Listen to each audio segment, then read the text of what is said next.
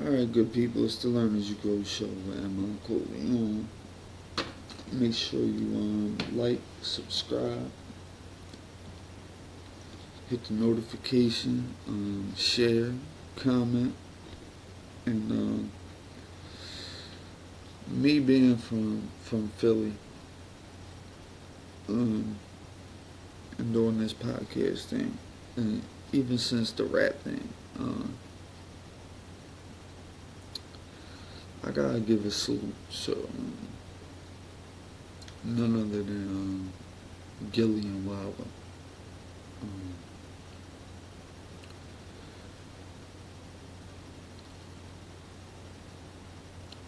Since Wallo came home, he been nothing but a motivation for everybody in my city, personally.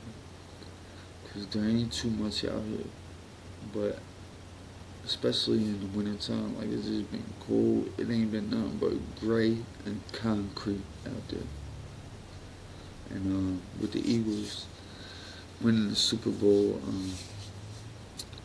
I ain't gonna lie, I've been removed from football for a little bit, even sports period. Like I figured like I can focus on that. I did focus on that for years, on sports and all that. Like, and I started kind of looking at it like, you gonna tell me that they doing all this legalized sports betting and nobody ain't blowing no plays, pause. Nobody ain't blowing no games, pause. No Nintendo. With that being said, the Eagles brought an excitement over my city, and within the past 2 weeks, with them winning the Super Bowl, and seeing Gillie actually become like the team spokesman and he ran them out was one of the craziest things, because do remember that Gillie always had a rough break. You know, Gillie is definitely one of the reasons why I start rapping personally. You know, because on that Cosmic Kev, the best of Beanie Sigel mixtape, Major Figgas was all over that, and Gil was one of the hottest, along with Spade and Liva, in my opinion. And then comes the Bumpy J's and the Dutch, etc., etc. Shout out Bianca.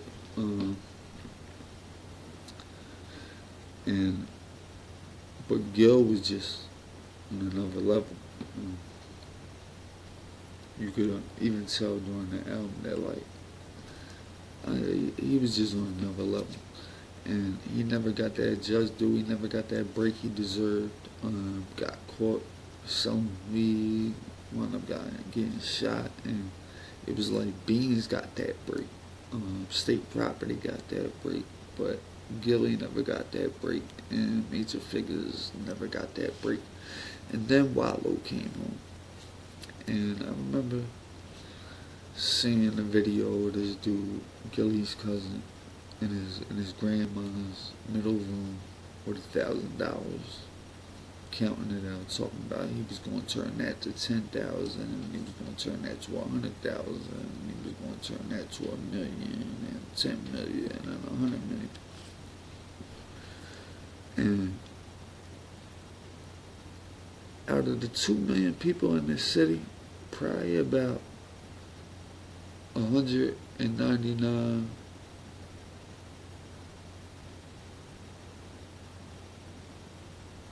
percent, not even 99%, 199%, like more, because people out Chester and all the little surrounding, they was hating. So I guarantee that everybody was saying like, this boy cat, he just came home from doing a dub, his shot out, he probably gonna be smoking.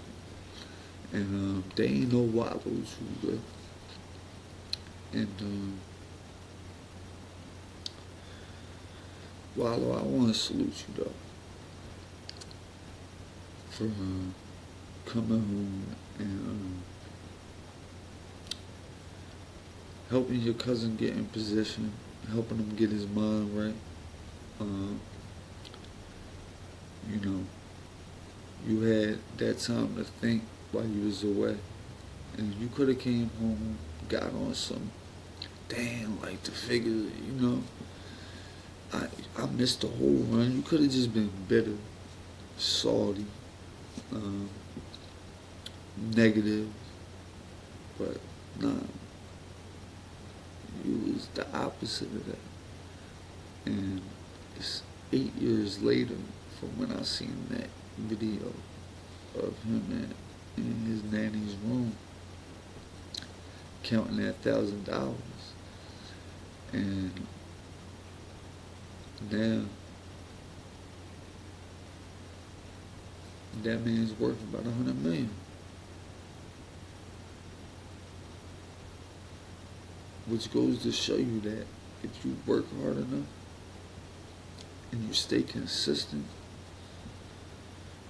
and you put positivity in the world, affirmations in the world, now that don't mean it's all gonna be sweet. Cause the death of Gil's son was something that was just shocking, and then everybody was praising the dude. They ain't know that this was the dude who murked Gil's son at the time, but they was talking about this basketball star, the Joker, and, you know, he was this good kid, and he probably could have made it to the league, and he was a rapper, and he was a very good kid, but he just dressed up like the Joker from time to time, you know, with the mask on and all that, the paint on him, whatever. And on the Shannon Sharp show recently, last week or whatever,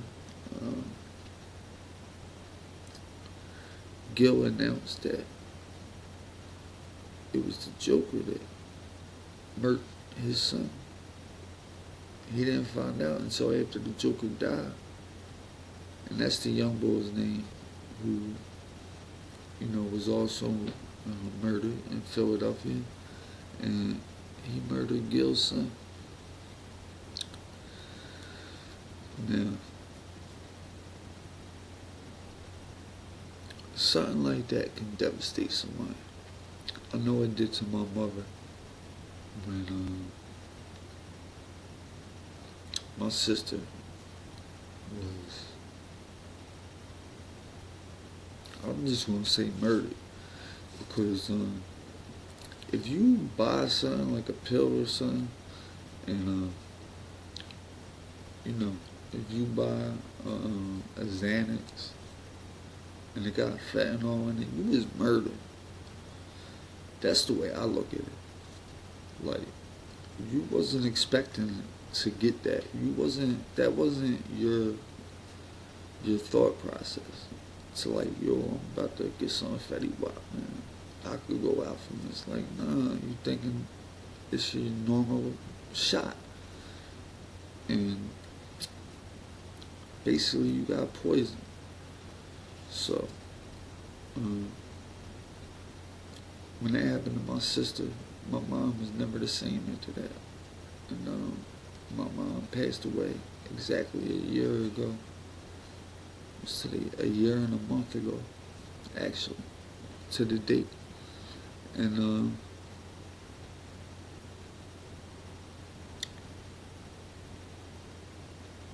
it was a year and a half after my sister passed.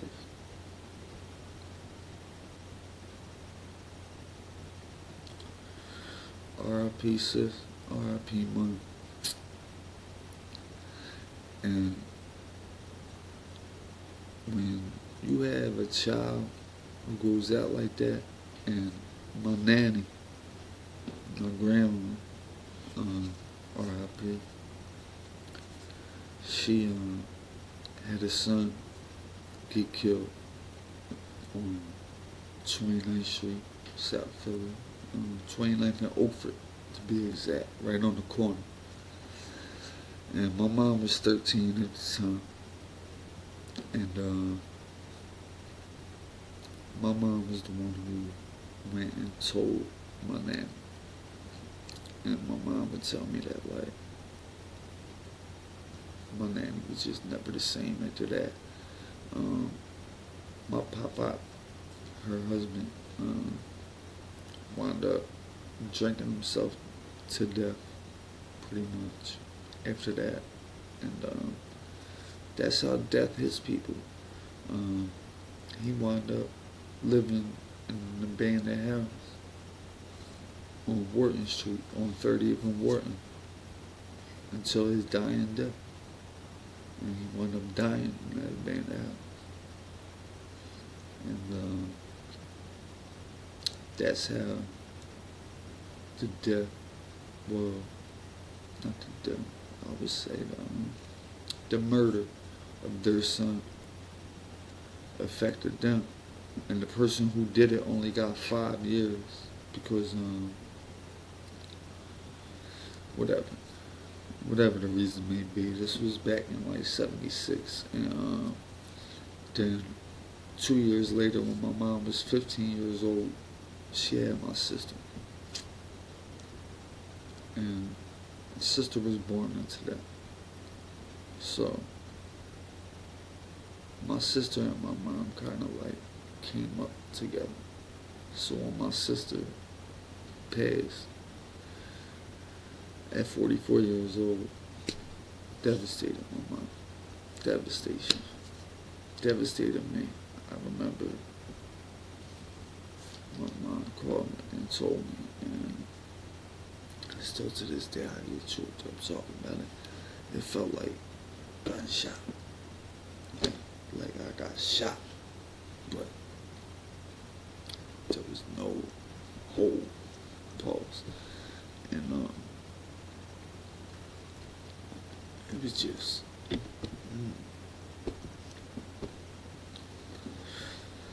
my father was in Wallo in Atlantic City at the air show at the time, which made it even worse.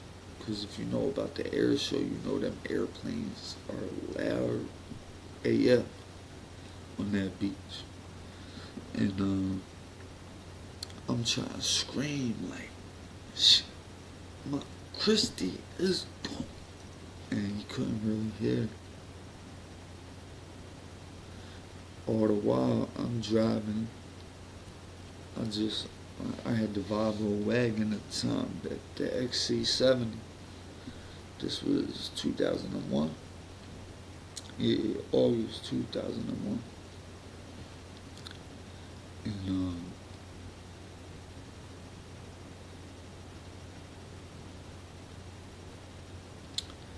she was gone. She was gone. And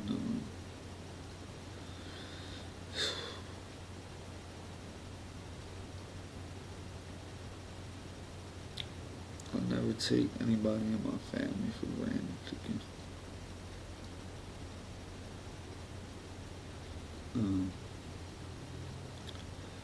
A month later, right in this spot, like literally, I got my foot there right now.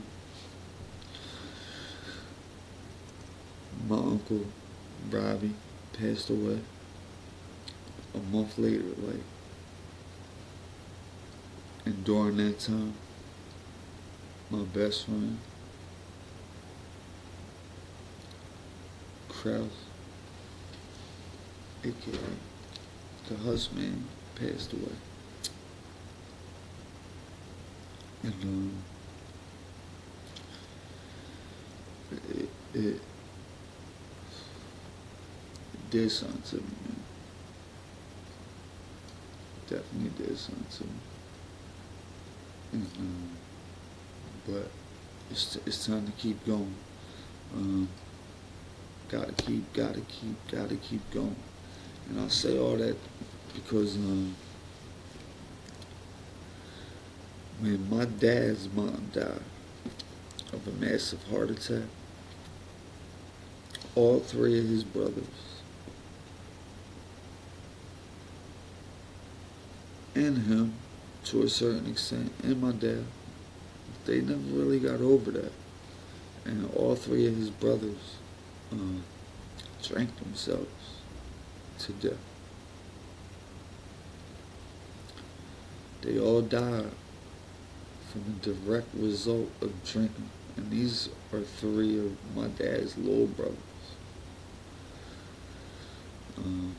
My uncle and my godfather, Joseph, died when he was 36. Shout out my cousin JoJo, Colleen, Jenny, Sean.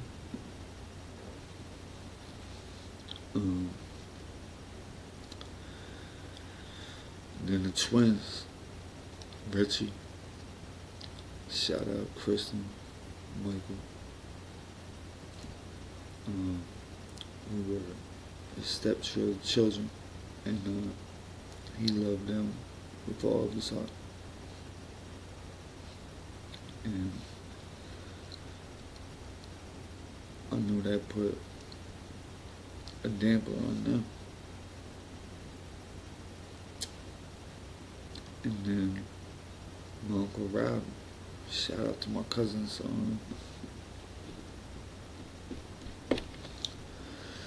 Robbie and Patrick. They were actually here when my uncle passed away, right here. And he was on hospice, and he was released to here. And I remember coming down here at 4:30 to smoke a joint on the porch. And I checked on him. And something just wasn't right. I just felt a chill. And sure enough, he was gone. And his two sons were sleeping after being up for a couple of days. We were all here helping take care of him. It was so dope because he was taking morphine for the pain, and the day before he died, he didn't even take any morphine because me and him smoked 2 joints together, and he was like, I don't even want the morphine, I don't need it. He was like, I feel good. Then the next day,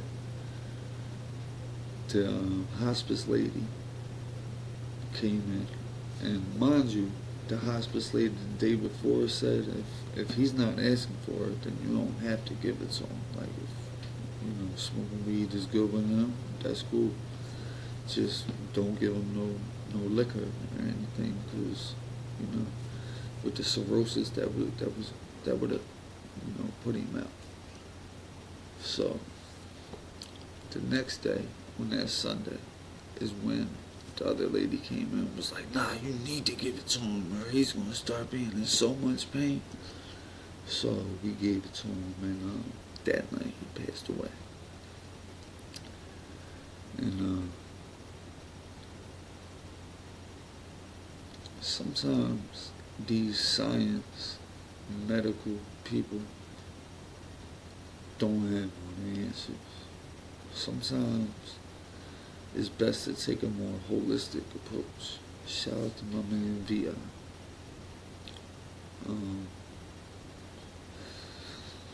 And shout out to Miss Nikki, who looked out for my aunt like no other. That's my next door neighbor. She moved recently, but she would cook for him, just little stuff. Come over here, pray with him. And Nick, for that, I'm forever indebted.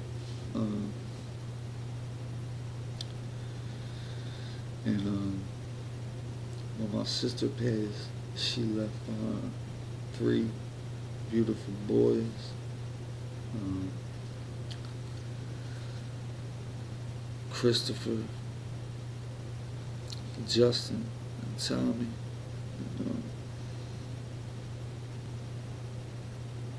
though they might not have been in the best of places when she passed,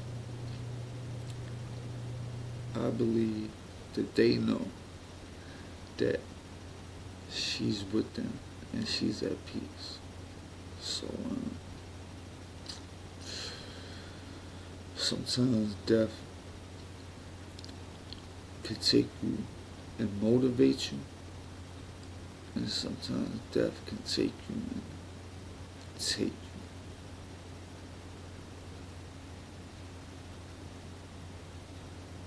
Don't let it do it to you. Be prepared. Everybody's gonna go someday, even you. With that said, write yourself a will, a living will, and a will for when you pass. If you want them to pull the plug at a certain point, put that in your living will, like, I do not want to be resuscitated at this many times, whatever the situation may be. I don't want to go to a nursing home for the rest of my life if something neurological happens to me. I don't want to get chemo if I get stage 4 cancer, like stuff like that. You put down in that will, and I think everybody should do that, because that was one of the hardest parts. My mom's last year, and taking care of her, was not really knowing, like, if she was in the right state of mind or not to make decisions, like, and what kind of decisions she could make and she couldn't make, and when she was able to make them and when she wasn't able to make them, and what was making her backtrack, because she would go so many steps forward and then backtrack a little bit, and then go forward and then backtrack a little bit, and I don't know. They say you could die of a broken heart. I believe that, but she wound up dying in the hospitals from regurgitating on her own vomit on a 24-hour watch after a spinal tap. And with that being said, I want to give a big fuck you to Temple University as a hospital, a staff, and as a motherfucking school. And if you want to be down with T.O., then fuck you too. I'm going. It's your boy M.I. Cole, known as you grow ShoW. I'm still trying to grow, but I ain't all the way there yet. Fuck Temple. You killed my mom. I'll never, ever, ever, ever forget that. Just know that. It's your boy, M.I. Cole, like you can. Beats by the Kilo, at Beats by the Kilo on all social media platforms. Mr. Learn As You Grow ShoW. Thanks for rocking out with me. And since you rocked out with me, let's go. Rock out with me next time too. It's only right. Like the opposite of left. What you want to do. You want to listen to them. They giving you a bunch of bullshit. They don't even act like themselves. Shit be all edited. They be no slang and they they just dropping. Like they had nothing to them. This podcast, we just getting started. And we got a big announcement to make. I can't wait to make this announcement. We got somebody else who's joining the team. She been down with the team for a minute, but I finally convinced her to we gonna work on this podcast for her, and I'm excited about this. I'm very, very, very much excited about this. And like I said, man, subscribe, like, turn them notifications on, comment below. You can comment more than once. If you ain't got nothing to say, just put a fire emoji, or just put this joint was whack, or you can just put good content, whatever. I don't care what you put. Just put some. Let's get them algorithms going. Help me help you. With that being said, I'm going. Get enough. Hit the link below. Make sure you check out them beats if you rap. $25 leases.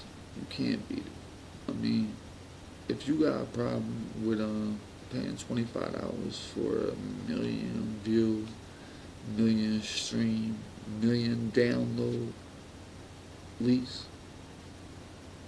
for your song, then you probably shouldn't even be in the music industry if you can't invest $25 into your own career. That's the way I look at it. You probably shouldn't even be in the music industry. Even if you go to get a job at Walmart, it's going to cost you about $10, $15 in bus fare just to get down there. So, like, what are we talking about here? So you will pay that just to go to a job interview, but with Walmart, but you won't pay that to put a song that you believe in, that you created, and this is the career path you want to take. So this song is eventually going to be your resume into the music industry.